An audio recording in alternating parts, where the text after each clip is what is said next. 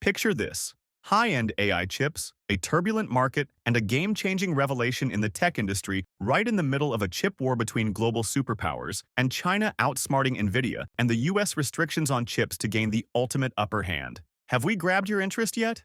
We sure hope we did, because in today's jaw-dropping news, Nvidia Corporation's flagship artificial intelligence chips, which are in high demand around the globe and are the talk of everyone involved in the stock market, whether they are experts or amateurs in the game, are reportedly available for rent in China at significantly lower rates compared to the US, despite stringent export restrictions. Leading the buzz, major corporations like Nvidia, Alibaba, and Tencent are at the center of this hot topic. How did China get its hands on the AI chips, despite the national restrictions? How will this affect Nvidia in the long run?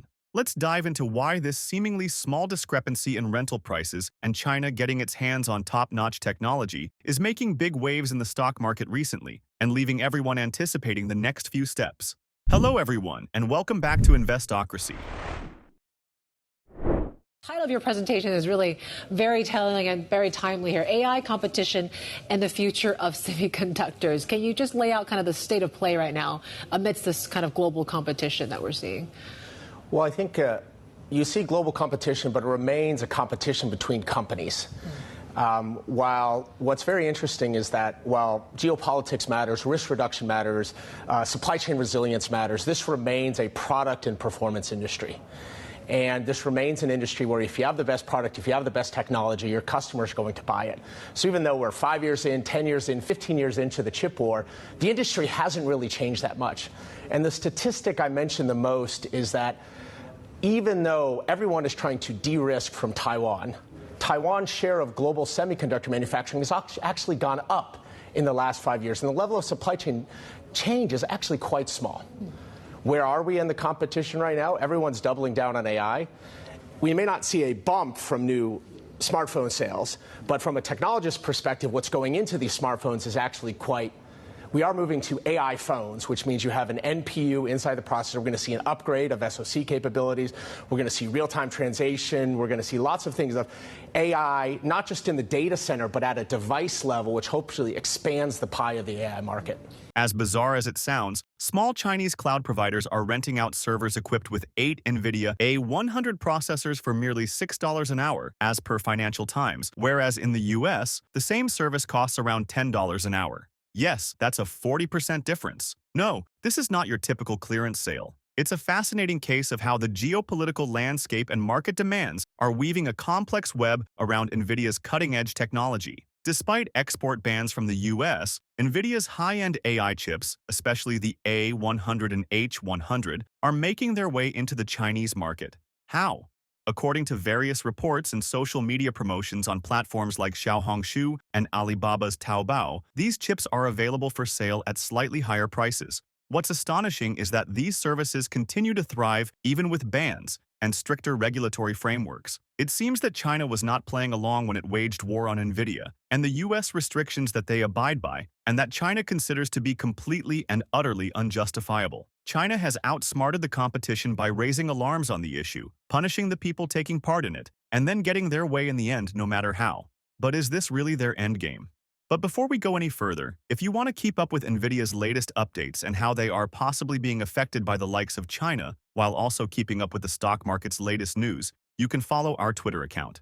We post multiple times daily about the biggest changes and catalysts in the market, so click the follow button if you don't want to miss the newest market updates. That said, back to the video. Part of your survey also includes asking Chinese companies how they feel about what's going on. So how do they feel? Well, so I think the number one thing is that everyone in the industry is optimistic.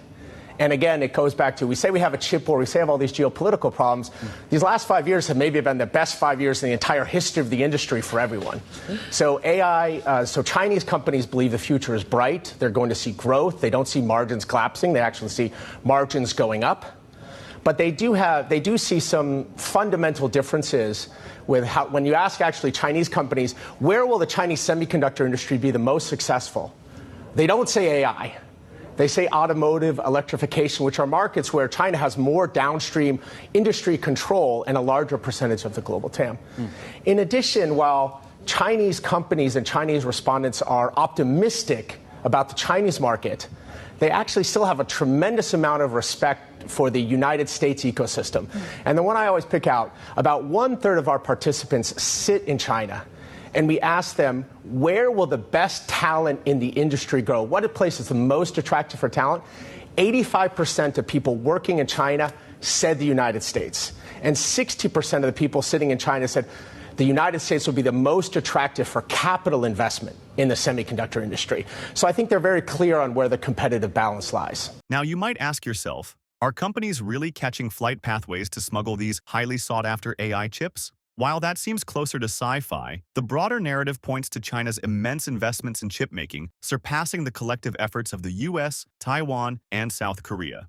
And despite their technologies being a step or two behind that of the US companies, they are still pouring copious amounts of money into the technology and are willing to play dirty and cut corners to get to where they want with what they want. This financial muscle and cunning could very well explain why China's AI ecosystem remains vibrant and competitive, despite the clear setbacks driven by the US mainly. It's also not rocket science to see how these maneuvers raise eyebrows and questions about the efficiency and flexibility of US export controls if China could easily secure these AI chips like there were never any restrictions. A closer look, however, reveals how companies like Alibaba, Tencent, and Baidu are spending billions of Chinese yuan on capital expenditures, reflecting how serious they are about their AI ambitions. We're talking a staggering 50 billion Chinese yuan, which would be $7 billion in US dollars in just the first half of 2024, which dwarfs the 23 billion yuan spent a year earlier. This massive investment fuels the ecosystem, making a mockery of restrictions when cheaper labor and abundant resources come into play. But before going any further, if you made it this far into the video, thank you. These videos take a lot of effort and time to make, so if you enjoyed them, please hit the like button and subscribe to the channel. This goes a long way in helping us grow.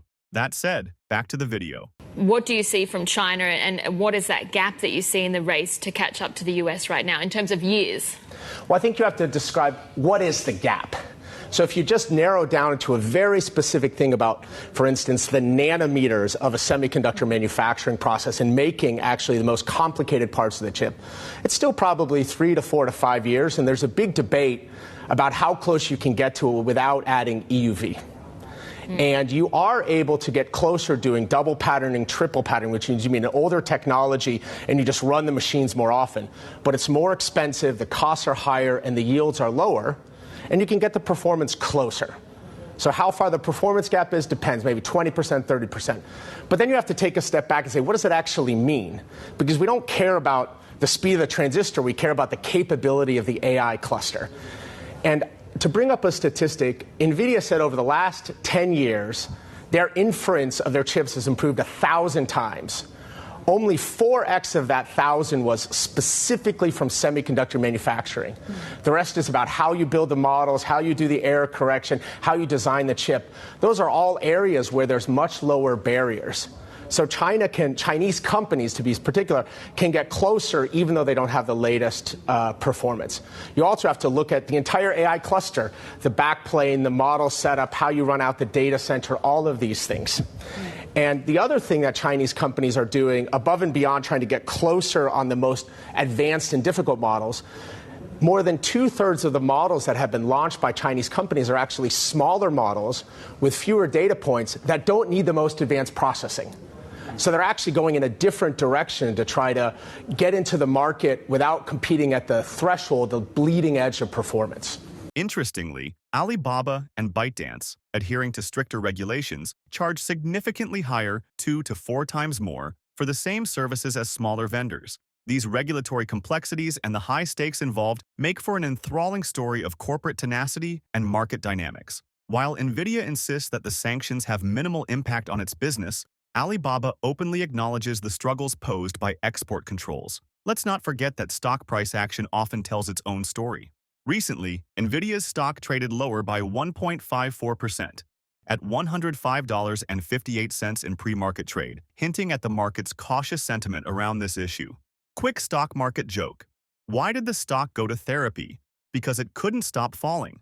Fortunately, Nvidia's stocks, despite a continuous dip, display resilience in a demanding market, backed by solid product demand and corporate strategies, with every expert and analyst predicting Nvidia to soar to greater heights in the next year to two.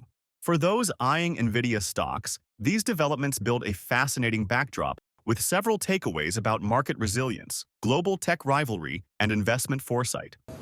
You mentioned about EUV, and we have seen those restrictions around not only the sales of equipment from ASML and Tokyo Electron, but it's the servicing of those components that are already in China. So how much is China being restricted, again, at the more advanced end? And where do you see that going from here? Where do we see that going from here? So I can't predict where government policies go.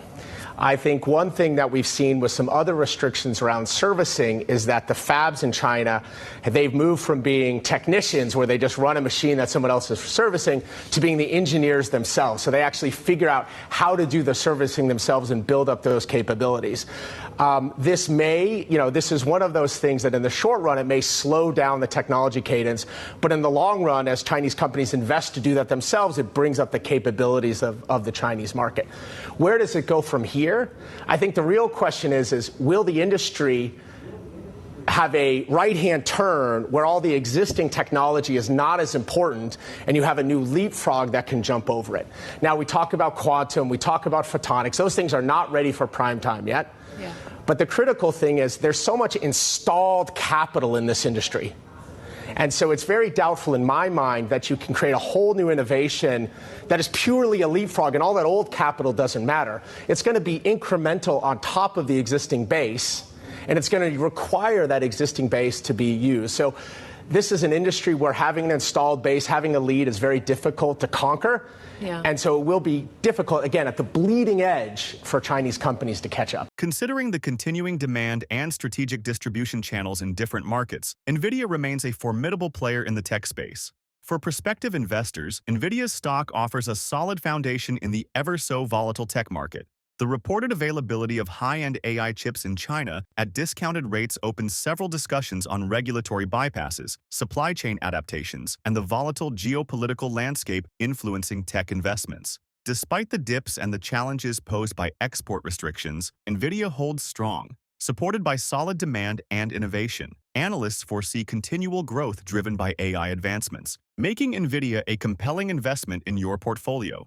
So, what do you think about Nvidia's moves and the ensuing market dynamics? Are you curious, excited, or perhaps skeptical? Share your thoughts and join the conversation about one of the most exhilarating developments in the stock market today. And finally, if you would like to know what companies like Nvidia have been up to these past few days, go ahead and click on the next video on your screen. See you there.